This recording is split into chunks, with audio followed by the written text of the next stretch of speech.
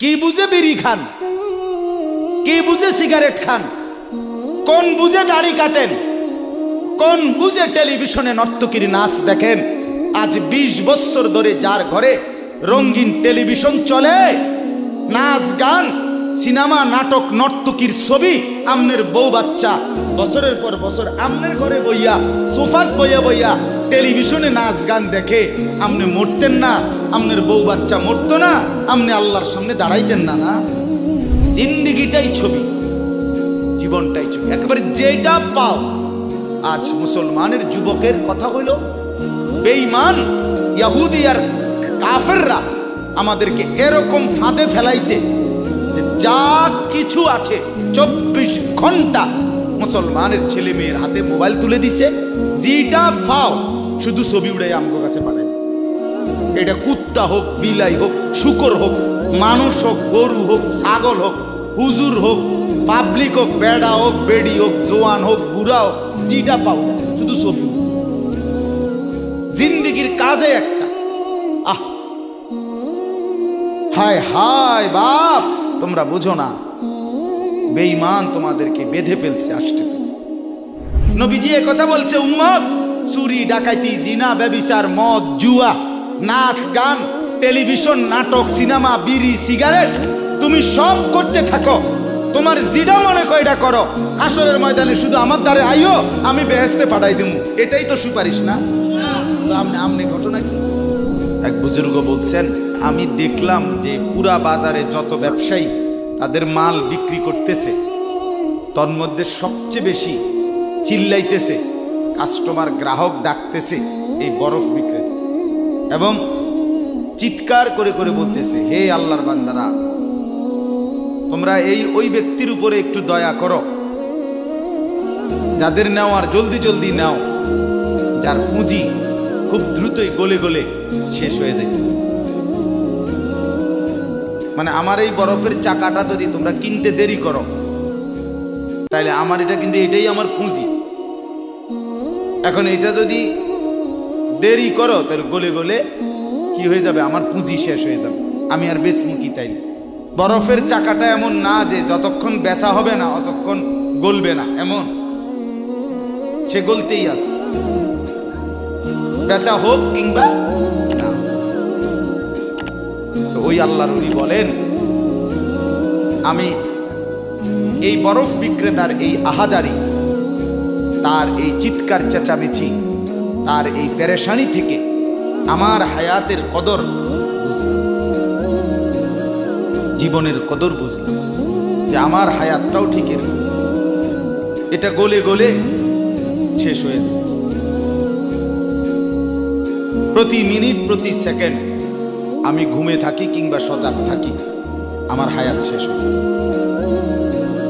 খামখেয়ালি করে গপ মারলাম, তামাশা করলাম, তবুও শেষ হচ্ছে। কঠোর পরিশ্রম করতেছে ওই ব্যক্তির সময় কি হইতেছে, হায়াত শেষ হচ্ছে। অতএব বরফ বিক্রেতার পুঁজি যেমন গলে গলে শেষ হয়, আমাদের হায়াত, আমাদের জিন্দিগি, আমাদেরকে একটি নির্দিষ্ট সময় আল্লাহ তাআলা বেঁধে দিয়েছে, আল্লাহই জানেন সেটা কতক্ষণ, কিন্তু আমরা এটা বিশ্বাস করি নির্দিষ্ট। অতএব এই নির্দিষ্ট সময়টুকু আমরা যদি গুরুত্ব দেই কিংবা অবহেলা করি, সমানভাবে চলি। আমি ঘুমাইলাম 10টা বাজে, জেগে দেখি 12টা বাজে, তার মানে কি, আমার এই ঘুমের মধ্যে রাইখাই আমার হায়াতের 2 ঘন্টা আমার উপর দিয়ে চলে গেছে, গেছে কি না বল? এমন আপনি চা দোকানে বসছিলেন 4টা বাজে, এখন দেখেন 6টা বাজে, আহা, আপনার এই চা দোকানের এই গল্প গুজবের মধ্যে রাইখাই আপনার হায়াতের 2 ঘন্টা আপনার থেকে শুরু।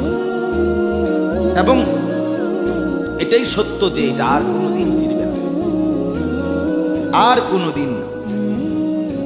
বিশ্ববিখ্যাত মুফাসসির হযরত মুজাহিদ ইবনে জবর রাহমাতুল্লাহি আলাইহি, যিনি হযরত আব্দুল্লাহ ইবনে আব্বাস রাদিয়াল্লাহু তাআলা আনহুমার ছাত্র ছিলেন, তাবিঈ, যারা সাহাবীকে দেখছেন, তিনি বলেন, প্রত্যেকটা দিন যখন ভোর হয়, সকাল হয়, তো পৃথিবীবাসীকে ডাক দিয়ে বলে, হে জগৎবাসী, আল্লাহর কসম, আমি একটা দিন কিয়ামতের পূর্বে শুধু এই আজকের জন্যই এসেছি, আমি আর কোনো দিন আসবো না ফিরে।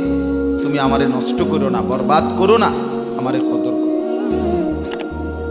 আজকের এই 13ই অক্টোবর, আগামী শুক্রবারে আবার ফিরবে না। শুক্রবার একটা আসবে, কিন্তু সেটা 13ই অক্টোবর হবে না, সেটা হয়ে যাবে 20 অক্টোবর। ঠিক না বল? এই ঘন্টা, এই মিনিট, এই সেকেন্ড, এই সময় আর আসবে।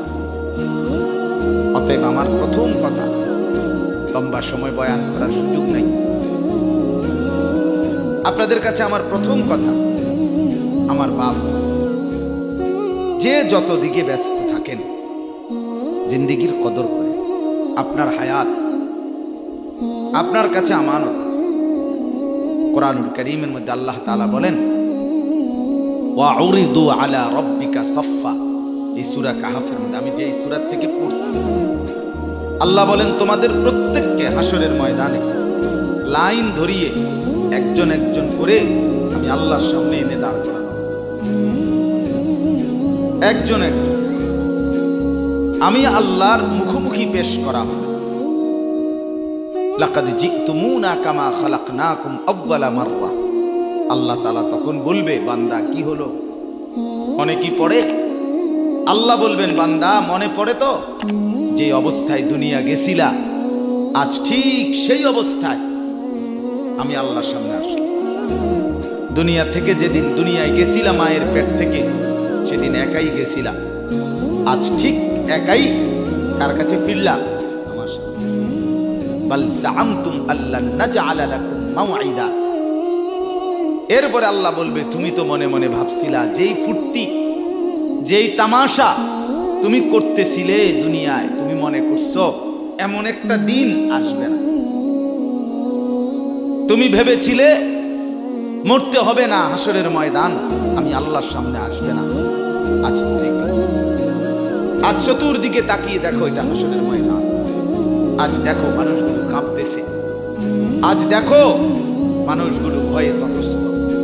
তাকিয়ে দেখো, ওয়াবুদি আল কিতাব ফাতারাল মুজরিমিনা মুশফিকিনা মিম্মা ফি। আল্লাহ বলেন, প্রত্যেককে আমি আল্লাহর সামনে এনে তার আমলনামা তার সামনে রাখা, আর আল্লাহ বলবে, পড়ো, দেখো। প্রত্যেক নাফরমান পাপী নিজের জিন্দেগির গুনাহ আর নাফরমানি দেখে আল্লাহ বলেন কাঁপতে থাকে। মুশফিকিন ওয়ায়াকুলুনা ইয়া ওয়াইলাতানা, আর বলবে, হায় আমার কপাল মন্দ। মালি হাযাল কিতাব, আল্লাহ এটা কাকে দিয়ে লেখাইলেন? এমন কেমন কিতাব? লা ইউগাদিরু সাগীরাতান ওয়ালা কাবীরাতান ইল্লা আহসাহা। হায় আল্লাহ, আমার জীবনের এক সেকেন্ড, ছোট বড় একটি কর্মকাণ্ড, একটি নিঃশ্বাস এখানে হিসাবের বাহিরে নাই, সব তো এখানে লেখা। আমি পালাবো কিভাবে, আমি বাঁচবো কিভাবে, আমি মুক্তি পাবো কিভাবে? ওয়াজাদু মা আমিলু হাদিরা। আল্লাহ বলে, তোমার জিন্দেগির সব তুমি তোমার আমলনামার মধ্যেই উপস্থিত পাই। ওয়ালা ইয়াজলিমু রাব্বুকা আহাদা। আল্লাহ বলেন, তোমাদের কারো উপরে এক বিন্দু জুলুম হবে, জুলুম হবে না। এজন্য ছেলেদেরকেও বলি, বাপ, খোদার কসম, এই সমবয়সী বন্ধু থাকবে না। তুমি যেদিন কবরে যাইবা, এরা কেউ পাশে যাবে না। তুমি যেদিন হাসরের ময়দানে দাঁড়াইবা, সেদিন কেউ দাঁড়াবে না তোমার সাথে। তুমি যেদিন আল্লাহ তাআলার মুখোমুখি হতে হবে, সেদিন এই বন্ধু কেউ থাকবে। ফাইদা নুফিখা ফিস-সূর ফালা আনসাবা বাইনাহুম ইয়াওমাইদিন ওয়ালা ইয়াতাসাআলুন। আল্লাহ বলেন, ইসরাফিল যখন দ্বিতীয়বারে সিংগায় ফু দিবে, আমি আল্লাহ হাসরের মাঠ কায়েম করব, তখন এই হাসরের ময়দানে দাঁড়িয়ে কেউ কাউকে আত্মীয়তার, বংশের, সম্পর্কের কোনো পরিচয় দিবে না। কোনো মা বলবে না এটা আমার সন্তান, কোনো সন্তান বলবে না এটা আমার মা, কোনো ভাই বলবে না এ আমার বোন, বোন ডাকবে না এ আমার ভাই। ওয়ালা ইয়াতাসাআলুন, কেউ কাউকে জিজ্ঞেসও করবে না কেমন আছে। কে কারে জিজ্ঞাসা? আম্মা জান আয়েশা রাদিয়াল্লাহু তাআলা আনহা বলেন, নবীজির স্ত্রী তিনি নবী সাল্লাল্লাহু আলাইহি সাল্লামকে জিজ্ঞেস করছিলেন, ইয়া রাসূলুল্লাহ, হাসরের ময়দানে সবাই কাপড় চোপড় বিহীন উলঙ্গ হয়ে দাঁড়াবে, তো একজন আরেকজনের দিকে তাকাবে না, কেমন লাগবে তখন? রাসূলুল্লাহ সাল্লাল্লাহু আলাইহি সাল্লাম বলেন, খোদার কসম আয়েশা, হাসরের ময়দান এতটা ভীতিকর অবস্থা যে একজন মানুষ নিজেকে বাদ দিয়ে কারো ব্যাপারে তাকানো, চিন্তা করার, খবর নেওয়ার 1 সেকেন্ড সময় পাবে। সকলেই উপরের দিকে নিজেকে নিয়েই ব্যস্ত। ইয়া রব্বি নাফসি নাফসি, ইয়া রব্বি নাফসি নাফসি, ইয়া রব্বি নাফসি নাফসি। এজন্য বাপ আমার, আপনার হায়াত আপনার কাছে।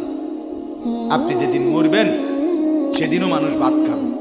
এই গ্রামবাসী ধোকা, ধোকা, মহল্লাবাসী ধোকা, এগুলো সব ধোকা, সব ধোকা। বন্ধুরা ধোকা, স্ত্রী ধোকা, এগুলো সব ধোকা। সব ওই রাত্রে খানা খাবে, আপনারে দাফন করে আরো বেশি খাইব মানুষের ঘরের টিকা যাইতে আইনা ভাত খাওয়া। আও সারাদিন কাঁদছেন আমনে, শরীর দুর্বল হয়ে যাব, খানা না খাইলে ভাত খা, খানা বন্ধ। লাশের সামনে, লাশের সামনে মুসলমান আজকে জানাজা, লাশ সামনে, এখানে দাঁড়াইয়া জিগায় খানাটা কোন দিন কইয়া লাইলে ভালো আছে। কি আহা মানুষ কার জন্য শিক্ষালেন? এই মানুষগুলো তারা আজকে জিগায় খানাটা কোন দিন। 4 দিন না খানাটা কি সোমবারে করলে ভালো হয় না মঙ্গলবারে করলে ভালো হয়? কত অনবুঝ করে লাইলে ভালো ছিল। লোকজন কি আর আবার পাইবেননি? হ্যাঁ, মানুষটিরে আবার কইটু আইবেন, আজকেই কইয়া লাইলে ভালো। ফলে জানাজার লাশের সামনে দাঁড়াইয়া আগে কইয়ালায়, সবাই খেয়াল রেখেন সোমবারে খানা। আহ, এর নাম দুনিয়া, এর নাম, এর নাম দুনিয়া। এই জন্য দুনিয়া বড়ই স্বার্থ, এটা রাক্ষস, শুধু গিলে খায়, তৃপ্ত হয়। আপনার লাশ যেদিন জানাজা হবে সেদিনও আপনার ঘরের হাজারো প্রয়োজন বাকি থেকে যাবে, বাকি থেকে। পৃথিবী হাসবে ঠিকই, সিএনজিও চলবে, অটোও চলবে, সূর্যও ডুববে, চাঁদও উঠবে, রাতও শেষ হবে, দিনও আসবে, কেউ থামবে না আপনার জন্য। আপনি শুধু চলে যাবেন একা কবর, কেউ থামবে না। এরে বাপ, কেউ থামবে না। ছেলেরা আজকে বন্ধুর পাল্লায় পড়ে নষ্ট হয়ে যাচ্ছে। আহ, সমবয়সী বন্ধু তোমার উলঙ্গ ছবি দেখায়া, নর্তকী দেখায়া শেষ করে দিল, তুমি বুঝনা। সমান সমান বন্ধু একসাথে তোমার জুয়ার আড্ডায়, মদের আড্ডায়, নারীর আড্ডায়। আহ, আফসোসের ব্যাপার। ভাবতেই শিখেন একজন মানুষ সুস্থ স্বাভাবিক, একজন সতেজ সবল মানুষ, সে কেমনে এত বোকা? এত মানুষের জানাজা, কবরস্থান নাই এমন কোন এলাকা আছে বলেন? আপনাদের মহল্লায় কবরস্থান নাই? আপনারা কোনোদিন জানাজা পড়েন নাই? আপনারা লাশ দেখেন নাই? তাহলে জলজ্জান্ত মানুষ আজকে কবরে। জনাব হযরত মাওলানা আব্দুল বারী সাহেব, আমার তো পুরো মনে আছে, কত সময় আমার, কতদিন বয়ান একসাথে দেখছি, করছি, কথা বলছি। কোথায় হারিয়ে গেলেন? কোথায় চলে গেলেন?